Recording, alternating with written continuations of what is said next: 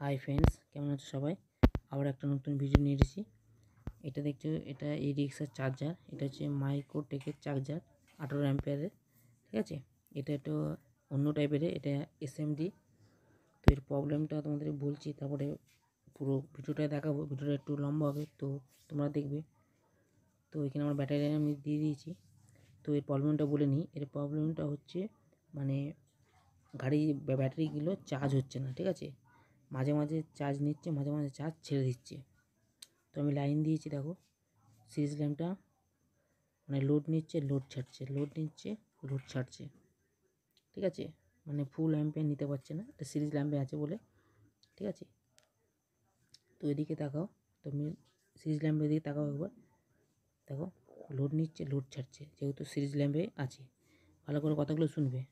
আর অ্যাম্পিয়ারটা কাটাটা দেখো উঠছে, নামছে। ঠিক আছে, মানে পারফেক্ট অ্যাম্পিয়ার নিচ্ছে না এই কারণে, যেহেতু এটা সিরিজ ল্যাম্পে আছে। তো ওই চার্জারটার প্রবলেম হচ্ছে, মানে মাঝে মধ্যে চার্জ নিচ্ছে, মাঝে মধ্যে চার্জ ছেড়ে দিচ্ছে।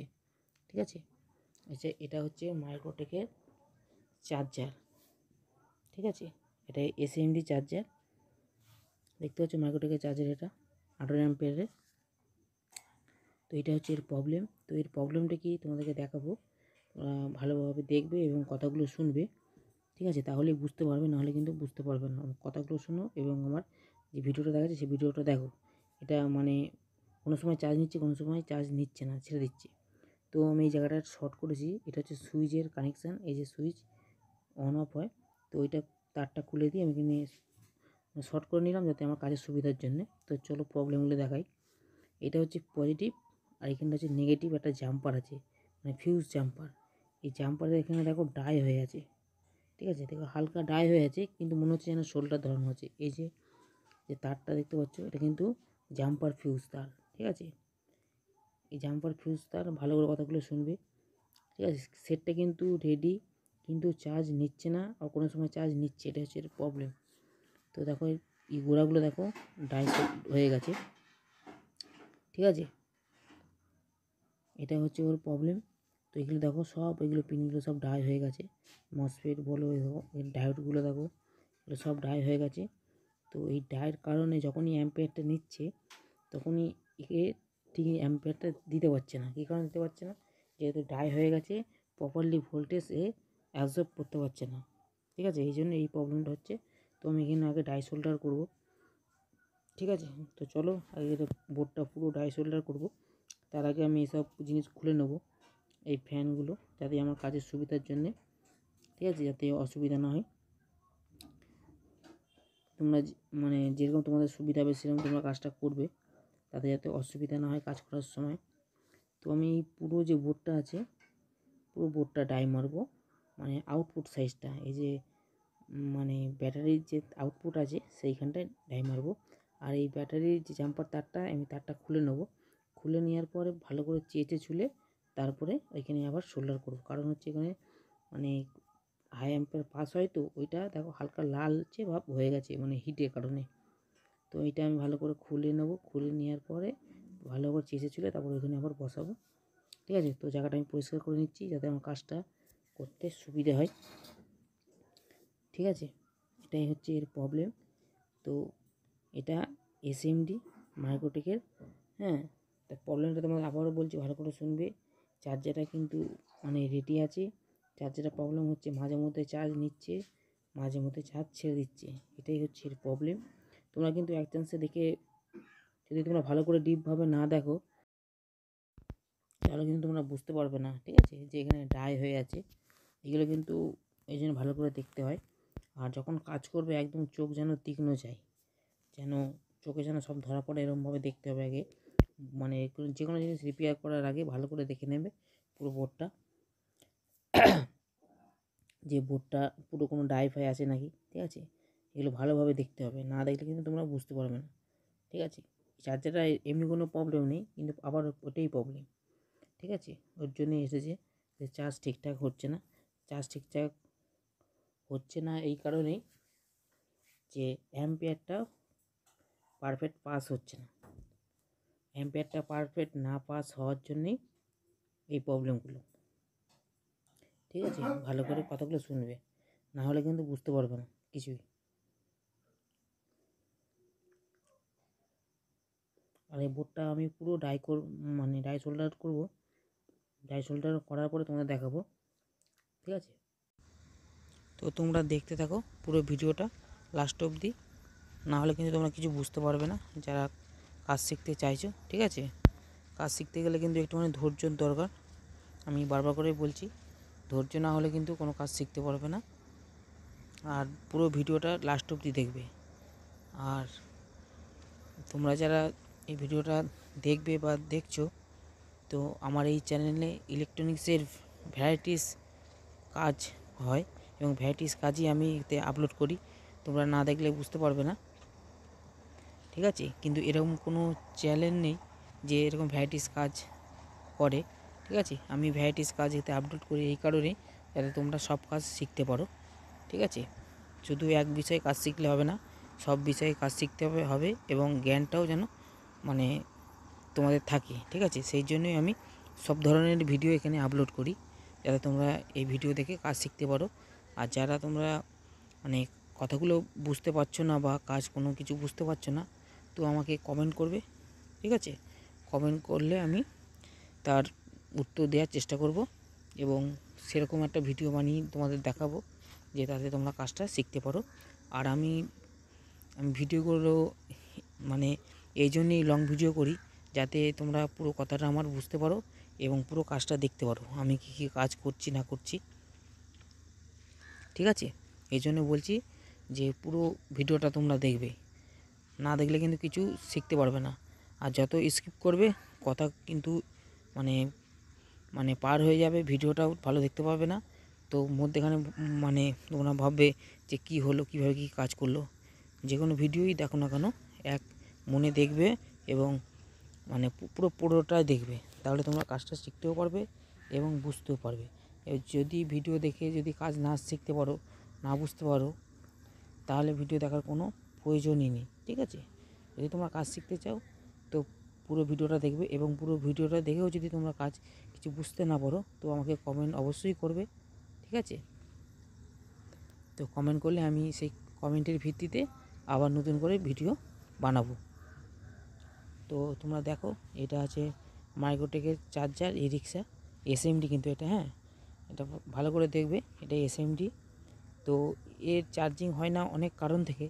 তো এটা প্রথমেই আমি দেখলাম যে আমি বোর্ডটা মিনিমাম 4-5 মিনিট ধরে দেখেছি, যে বোর্ডটা দেখলাম যে পুরো ডাই হয়ে আছে, ঠিক আছে?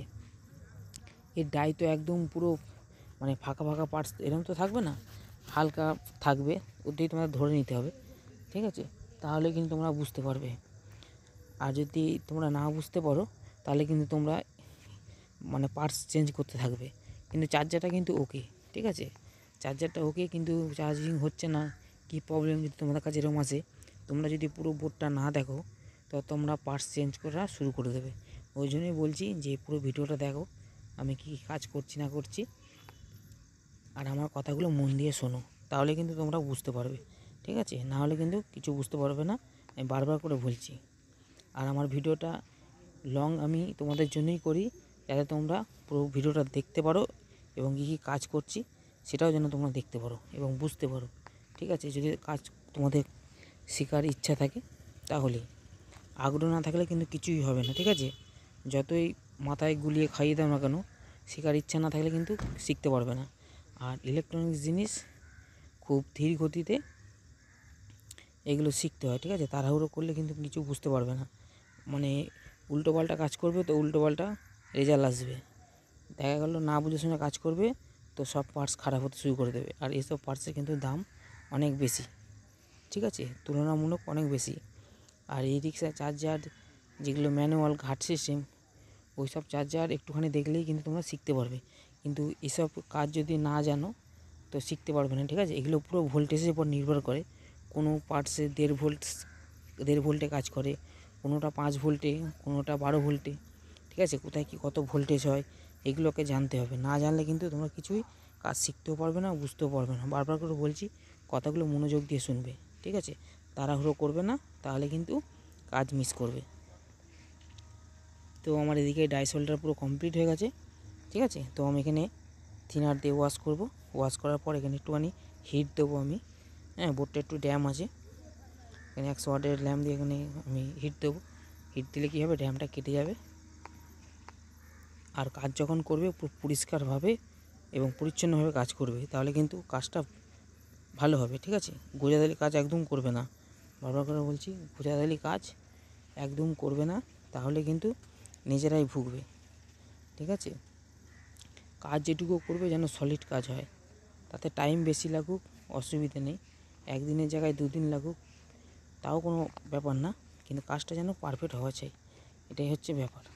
পারফেক্ট হলে কিন্তু কাজটা কিন্তু তোমার মানে কাস্টমারও বাড়বে এবং কাস্টমারও প্রচার হবে যে না, এখানে কাজ ভালো করে। ঠিক আছে, তো দেখো আমি কেমনভাবে কাজটা করলাম। পুরো ডাই শোল্ডার আমি করে দিলাম, ডাই শোল্ডার করে দিয়ে আমি লাইন দিয়ে দেখব, এবং মানে যার চার্জার সেই দাদাও দাঁড়িয়ে আছে, সেই গাড়িতেও আমি চেক করব। ঠিক আছে, তো দেখো তাহলেই তোমরা বুঝতে পারবে। আর এটা আমি মানে রাতে শ্যুট করছি। ঠিক আছে, একটু দেরিও হয়ে গেছে, তো চলো আমি এই কাজটা করেই দোকান বন্ধ করব। তো দেখো পুরো হিট দেবো, একটু বেশি করেই হিট দেবো, যাতে আমার ড্যামটা পুরোটা কেটে যায়। ঠিক আছে, ড্যাম না কাটলে কিন্তু পার্টসগুলো শর্ট হওয়ার চান্স থাকে, যেহেতু আমি থিনার দিয়েছি। থিনার যেমন ভালো তেমনি কিন্তু খারাপ। ঠিক আছে, থিনার যদি না শোকায় কিন্তু পার্টসে শর্ট হয়ে যাওয়ার চান্স বেশি থাকে। ঠিক আছে, এগুলো কিন্তু মাথায় রাখবে, তাড়াহুড়ো একদম করবে না, তাহলে কিন্তু কাজ কিছুই বুঝতে পারবে না এবং শিখতে পারবে না। বলবে দাদা কি ভিডিও করলে, কিছু কাজ বুঝতে পারছি না। তোমাদের জন্য আমি বলছি, বারবার করে বলছি, তোমরা কাজ যে কোনো ইলেকট্রনিক্সের যে কোনো কাজ যদি তোমরা না পারো, সেইগুলোর ভিডিও যদি করতে পারো তো ভালো, একটু হালকা করে। তো আমি ফোন নাম্বার দিয়ে দেবো, ফোন নাম্বারে আমাকে SMS করবে কিংবা এখানে কমেন্ট করবে, আমাকে জানাবে। ঠিক আছে, তাহলে কিন্তু তোমাদের কাজটা সাকসেসফুল হয়ে যাবে।